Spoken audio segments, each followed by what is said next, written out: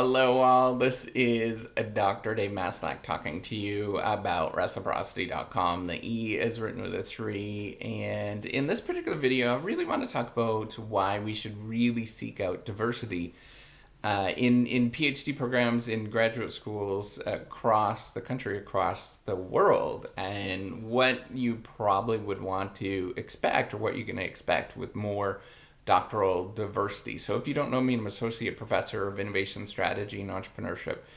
And I created this whole reciprocity project to give back as much as I possibly can. There's so many people that helped me out that I wanted to pay the favor forward and help you out as much as I possibly can. All right, so in terms of diversity, diversity is a really important concept, but I think it is a little bit in terms of the implications of what it actually means, it's not necessarily as clear cut as one would think. So what I'm talking about with diversity, it's not just in terms of racial diversity, but I'm talking about things like educational diversity, right? So people that have different degrees and going into a doctoral program, or many people have sort of many different kinds of degrees that are interesting and different, and in that there is not really a consistency between them. I'm also talking about ethnic diversity, obviously, so people coming from different ethnicities or, different religious backgrounds, for example, different, maybe it's racial backgrounds, whatever you would imagine, right, in terms of the different ethnicities. But I'm also talking about things like neurodiversity, right? So people that have different ways of thinking or different thought processes or different sort of cognitive processes and how they process different things, right? So I myself, I found out I have ADHD, right? So crazy thing that I've been dealing with this for like 38 years, and then I go and discover this. That's really good for a PhD program because it sort of adds different ways of thinking, and nobody else would sort of have that sort of way of thinking that other people would have, right? So having more neurodiversity, maybe it's I don't know, you are a slow processor of information or a fast processor of information, or you process information based on talking out loud, for example, or maybe you have to think about things in quietly. There's all different ways that we sort of think about things and sort of process things, and I think that's where diversity research for sure is sort of moving that way, that there is an acknowledgement that people have different ways of thinking. This is pretty new, really new stuff. In the sense that it's probably only like 10 years old that I'm starting to see articles about this kind of stuff. The other thing is, age diversity, right? So people coming with different ages, older or younger, middle of the road people, not so middle of the road people, whatever it is, right? So the reason why the people that have different ages, they have different experiences. They've gone through many things. So I myself, I've experienced, I've seen 9/11. I saw the Berlin Wall fall on TV back in the day. I've seen lots of different things, but younger folks are not going to have that experience, so they're not going to be tainted in the same way that I am, right? So, maybe, or they're just not going to see the world in that sort of way. They have different cohorts, and they have different generational differences, right? So those are really important things. And then the other thing is cultural diversity, where people just come from different backgrounds and different regions around the world.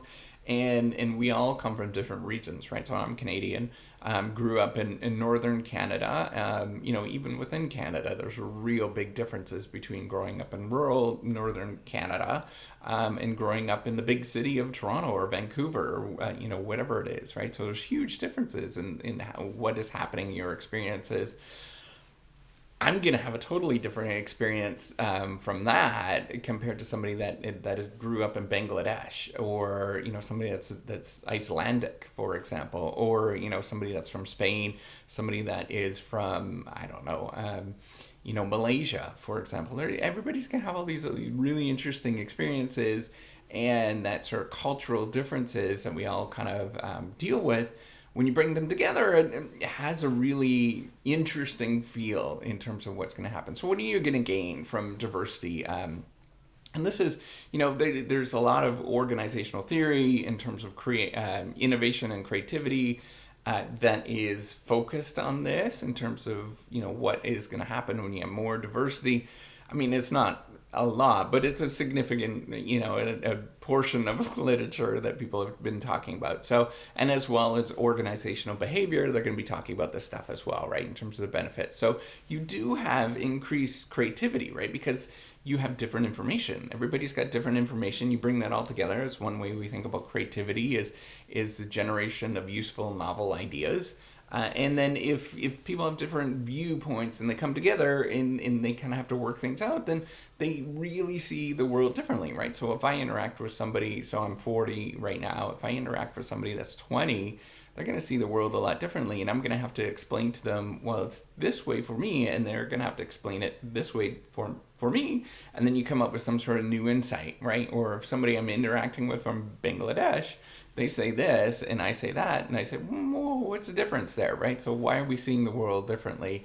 And you have to sort of come together and come up with a different insight. So we have different creativity, probably more interesting ideas than we would if everybody was fairly consistent and coming from the same area, right? So most programs at this moment around the world are definitely moving towards more diversity. I'm not saying that they're perfectly diverse. In fact, that there is a pull, that there is kind of a friction from years and years and years of cultural homogeny within different universities, within different countries that were fairly consistent in terms of our backgrounds. But I think that there is a real push and a real drive towards diversity at this moment. So I myself, a big proponent of diversity. I am for all of these reasons, right, that I'm going to be pointing out. So not only creativity of thought, but you also get increased debate, right? So we all have kind of idealistic views of what diversity means in higher education and in businesses around us. But the reality is that actually creates conflict, right? And the reason is we all have different experiences and different sort of backgrounds and different cultures, for example. But the thing is, conflict, particularly healthy conflict, is usually typically really good for the generation of ideas, because what you're going to do is you're going to force people to see new things in new lights, right? That's how we actually generate a tremendous amount of ideas. We either sort of reframe or refine existing ideas that we have, or we combine things that we don't have, or that are currently existing, and it's called recombination. We put those things together and we sort of see the world in a different light. So the more that you can do those kind of things and create that conflict and create that sort of healthy, narrative discussion, that people are seeing things in a different light, the sort of more that you can generate of these new and different and interesting ideas, right? So the other thing too, and I think people sort of forget about this, is that PhD programs, businesses are going to have a tremendous amount more reach if they are doing this, right? So in terms of the diversity, what's going to happen is somebody's going to come here from another country. I'm an immigrant, so I can say that and not feel bad about it. So they're going to come from another country. They're going to sort of generate some ideas. This happens in all the major universities right now. So Stanford, Princeton, Michigan, wherever. They come from all over the world, and then they go and they do graduate school there, and then they go back to those different parts of the world, and it's becoming more global, right? Whereas I know there's weird trends going on in the last decade in terms of nationalism and stuff like that. But in general, for at least at least the Second World War, we have been moving towards more globalization and sort of more openness with a lot of different things. So what that does, it creates greater reach and greater impact. For example, and I'm blanking, I think it's a South American country. It is, it's not Argentina. Anyways, I'm blanking on it. But, they years ago, Milton Friedman, who was the Chicago economist, invited a bunch of students from that country to go there. And you'll remember who it is, and you'll put it in the notes. But they came to University of Chicago to study economics, and then they went back, and then they had power positions in the country, and actually really changed the country. in the sense that I think it was Peru. Anyways, it sort of changed the country and the dynamics of the country and the economics behind what's going on in the country based on what they learned at the University of Chicago. And so these kind of things do happen. They do matter in terms of the impact that they have.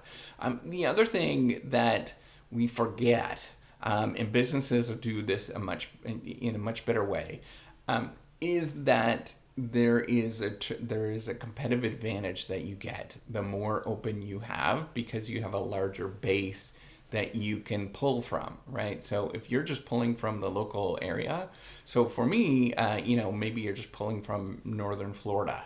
That's not a lot of students and not a lot of selection that's there, right? In terms of people that are capable of doing this kind of stuff. And that is going to be a small pool of candidates, and you might not necessarily get the best candidates. You're going to get some really good ones, but at the same time, you're not going to get the complete best ones compared to having, opening up to the entire world, inviting people from all over the world to be part of the experience, right? Where it's going to be huge. Just the number of people that are out there. So the selection part of it is massive. The impact of it, and that's part of these YouTube videos, right? There's huge impact all around the world that people are paying attention to these things. So, there are challenges, though. I'm not going to sort of sugarcoat things and say it's all hunky-dory and it's amazing, right? We know that it is challenging. We are going to probably experience with more, diversity, for example, with people having different backgrounds. We're probably going to experience more social anxiety and depression because people are coming in from different areas and aren't going to feel like they fit in, right? So if you are, if you're a 55-year-old and you've got to hang out with a bunch of 25-year-olds, and if you don't have that sort of base of support, good luck feeling like you belong. I know some people are going to sort of mold into that, but not a lot of people will be, right? So they might have experiences of, depression and anxiety and things like that, where it's going to be a little tricky. So just expect that kind of stuff, right? And you have to have the resources available to deal with those kind of things and sort of walk people through and help them out when they're feeling lonely and depressed and stuff, which is a very real thing in graduate school. Most of us go through this kind of stuff. You are likely going to see productivity declines in the short run because of things like coordination costs. The conflict has costs, right? So more people interacting in arguing and stuff is going to cost some trouble with the short-term gains. And you might also get, particularly with international students, it's going to be difficult for them to, and if they're not trained in English. Unfortunately, the universal language of most science now is in English. So the trouble is if you're learning another language as well as the culture, but going to another place, you're really going to be struggling for a while, right? So that is a difficult thing that you're going to be getting pushed towards. So there might be some productivity declines from that. And as well as, but in the long run, you hopefully will get increased productivity gains, right? That are more difficult to sort of pick up and to explain than that sort of short-term declines that you're gonna get. The other thing that's really tricky is selection and evaluation is going to be very difficult because there's really no standards and consistency. The more sort of broader you get, the more difficult it is to evaluate somebody from, if somebody wanted to apply from a music program to business school and do a doctorate in business school because of their theoretical background in music, I have no idea how to evaluate that. I can't even evaluate somebody that is closely related within a business discipline, for example, information systems or accounting. I don't know what is good capabilities in those fields compared to what we have in my field, in strategy and innovation and entrepreneurship. So it's really tricky with that, and it's just kind of you just expect that in terms of understanding how to deal with this. And so you might want to think about, how are we going to evaluate people from all over the world, from different ethnicities? How are we going to all put it together? So another thing, right? So you might think, well, that's kind of a weird thing to say with ethnicities. Well, yes, if everybody had the same position in society and we all start out the same sort of position, but if you grew up, for example, growing up in rural Ontario, and you're set back because you don't have the same resources as somebody else. I'm just going to pick on myself. Then it is a bigger haul, and it's a much more difficult thing to sort of deal with than somebody that lives, maybe they're from New York, my doggy. Maybe they're from New York, and they're just going to Columbia University, for example, right, to do their doctoral program. Well, that's different in a lot of different ways. So just expect that kind of stuff, and think about how you're going to evaluate people in different ways and what that actually means. So that's it. So in terms of diversity, it is really cool to see people from different backgrounds, not just, these sort of productivity games sort of things, but just, it's really fun to meet people from different, just different backgrounds. It's a variety, it's a spice of life, right? In general. So if you don't have that, then you're really going to miss out on a lot of experiences that we might have and could have had with that, right? So just acknowledge that there's going to be weirdness sometimes, but at the same time, just acknowledge there's some real benefits to it as well, right? So we all go through this in many different ways, in different sort of degrees and all that kind of stuff, depending on where you're going. But just expect weirdness to happen with more diverse programs, in all dimensions. But at the same time, there's going to be tremendous benefits from that as well. So, all right, if you like this video, give me a thumbs up. Do subscribe to the YouTube channel. Take care and have a wonderful day. All right, bye.